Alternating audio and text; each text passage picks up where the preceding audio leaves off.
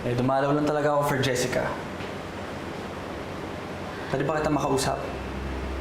May problema ba? Excuse me, kukuha na ako ng coffee, ah. You guys want anything? Juice or something to eat? Sige. Sige.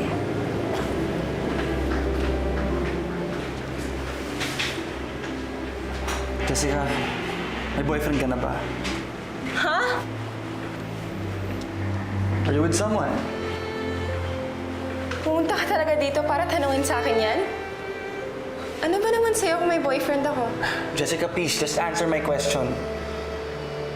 Ikaw pa ngayon ang demanding. Angelo, hindi ko kailangan sagutin ang tanong mo. Bahala ka nga sa buhay mo. Okay. Sorry. Kinailangan ko lang malaman kasi may gusto ako sa'yo. I mean, di ba obvious yun? I like you. I like being with you. At honestly, nasaktan ako nung malaman ko may boyfriend ka na pala. So there. Kinailangan ko lang malaman kung dapat ba akong umiwas or what.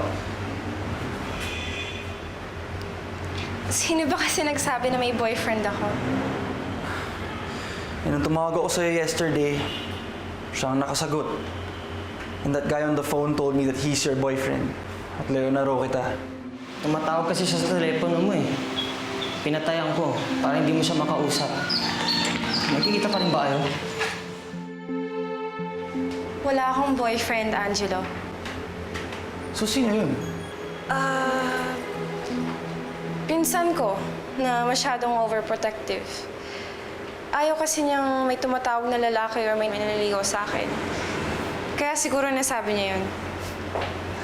Okay. Well, someone's overprotective.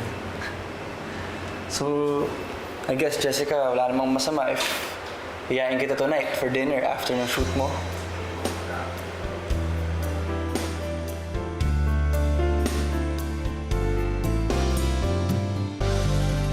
Maghihintay ako sa iyo kahit nasasaktan ng puso ko. Sana'y malaman mo hanggang sa dulo ng mundo.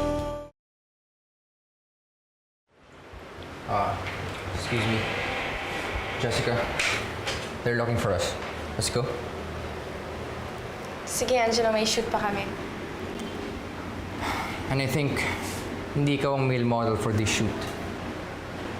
I know. Nag-drop by lang ako for Jessica. Okay? Let's go. Come on.